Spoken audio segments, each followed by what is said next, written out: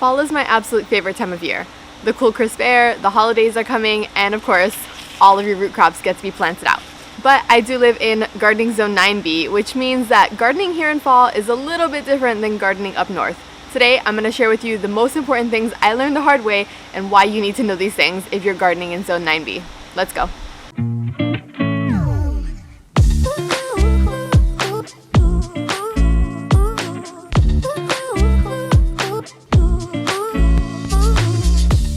Hey and welcome to Mini Urban Farm, a channel about gardening and homesteading in the suburbs. When I first started gardening, I started in fall and I was using a lot of these like fall gardening guides, right, that are more relevant to places up north. Places where the temperature drops and gets cooler and you're able to plant out all the root crops beginning in September. Now, I followed all of these fall gardening guides and of course, my vegetables did not grow, or at least they didn't grow well. And it took me a couple of tries to get it right. So today I'll be sharing with you things that are a little bit more specific to Zone 9. I am in Central Florida Zone 9B, but this applies to all of Zone 9, Zone A and B, and as well you can probably take this into Zone 8 and Zone 10 depending on where you live.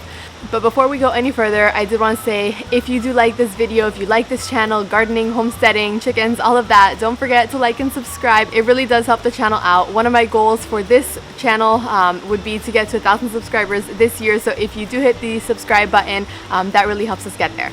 Alright, so let's jump into number one, which is that fall gardening in Zone 9B is not off-season gardening. I know that a lot of gardeners up north will have their normal gardening, right? It starts in spring, goes all throughout summer, and then if they're lucky, you know, maybe they can fit in an off-shoulder fall gardening season. It's usually much shorter, but down here in Zone 9, fall gardening is one of the main gardening times. So here I have my spring summer gardening, which starts around March and goes throughout the entire summer. And then I have again fall gardening, which starts in September, October, and runs up until spring gardening. So they kind of overlap. But fall gardening is not an off-season gardening. It's not a shorter time period than other types of gardening here. It is one of the main gardening times. So if you live in Zone 9, prepare yourself for an entire gardening season in the fall. Alright, next up is that fall temperatures here in Zone 9 are not going to be your average fall temperatures throughout the rest of the country.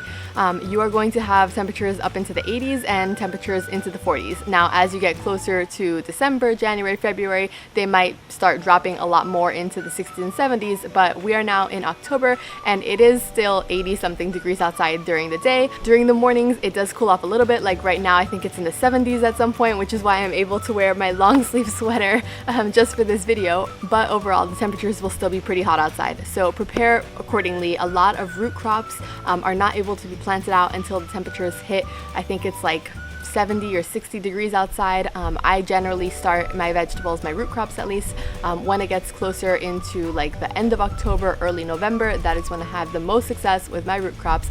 But don't go by the back of the seed packet that says, oh, you can start your root crops in September if you live in Zone 9B and it's still 80 degrees outside, because they will not thrive. Alright, next up is that you're going to have multiple rounds of root crops. And what I mean by this is that yes, you're able to plant out radishes a few times throughout the season, like most fall gardening. However, you are going to have different types of crops. I have just started my tomatoes, I've just started my green beans, my pole beans, things of that nature. So I am going to be able to grow those for the majority of the season, and a lot of the things that, you know, are going to die off when the cold hits them, then I will be able to start my root crops. So in fall, which is around September-ish, I have already started those warm season crops because the temperature is still really warm outside. I started those things. Those things will likely not die off in December, and I will have my tomatoes like I did last time, last year. I will have my tomatoes growing right alongside my radishes and right alongside my carrots as well. So prepare yourself for having different types of crops if you live in this zone, because you will definitely have your warmer season mixed in with your colder season, and a lot of these things will grow well together because they won't die off since the temperatures do fluctuate so much. Which brings me to my next one, which is to take care of your warm season crops, right? Tomatoes can survive the winter here. My tomatoes lasted until March of last year, where I ripped them all out and then planted out another round of tomatoes.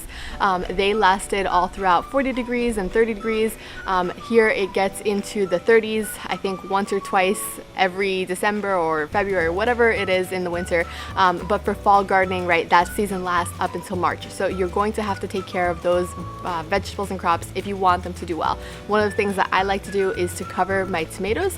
So I have, my Roma tomatoes, my Vining tomatoes, and I take a bed sheet if it is going to be very cold or very windy or something, and I just take my bed sheet and I drape it over my tomatoes just to make sure that, the extra level of protection from the cold is there. This will not apply to all of your crops, but especially things that, don't produce fruit. If it gets to be below a certain temperature, those are the things you're going to want to take extra care of during this season. Alright, so number 5 is that your fruit trees, if you have any, will likely lose their leaves. This was definitely a shock to me when I moved up here from zone 10B, because my fruit trees down there had never lost their leaves before, right? Palm trees don't often lose leaves, especially not because of the cold. There is no cold in other warmer temperatures, but here in this zone, the temperatures do drop a tiny bit, and when I brought over my soursop tree, when Alan and I moved in together for the very first time, it did start losing its leaves around December or so, and I was really worried that it had died. I just continued to water it, and then it did pick up again back in February, March. It started growing its leaves, and within a couple of weeks it had all of its leaves again. So these tropical fruits that I'm still able to grow here in zone 9 will likely need to adapt to that cold weather that they're not used to. So they might lose their leaves, and then just be prepared for them to regrow themselves again after it starts warming up. Next is that your fall garden will likely run into your spring garden, right? Fall season here lasts from about September or so until about March or so, and then March begins your spring garden all over again. So what I like to do is rip out the entire garden, anything that I'm not leaving in place, which in previous years I have just ripped everything out. This year I think I might try to leave some things as perennials, but we'll see how that goes. So if you're ripping out your entire fall garden at the end of the season, around February or March, it will likely run into the next season's crops. So you're going to want to have your seeds ready to go to put in the ground, but you're also going to want to give yourself a little bit of time for the soil to rest after ripping everything out or letting things decompose in place. In colder climates, like maybe in zone 4, for instance, you're going to have much more of a rest period in between your gardening seasons, in between fall and in between spring, because you're going to have winter in between. And there are not too many things that grow in winter. Yeah, you can still garden underneath heavy layers of snow if you try really hard, but generally the ground is going to be frozen, and that is going to prepare it for the next season. So you're going to want to give your garden somewhat of a rest in between your fall and your spring garden. Just even if that's a week or two, let the soil rest, amend your soil with whatever it is that your soil needs at that time, test your soil, but just make sure that you are preparing enough for the spring garden before planting everything out again, because the seasons do overlap here. Alright, and one of my last and very best tips that I can give you is actually for the end of your fall gardening season, right? It is to prepare your seedlings for the next season ahead of time. So at the end of this season, it will still be, February, March or so. The temperature will still be 60s, maybe getting into the 70s, at least here where I live in Central Florida.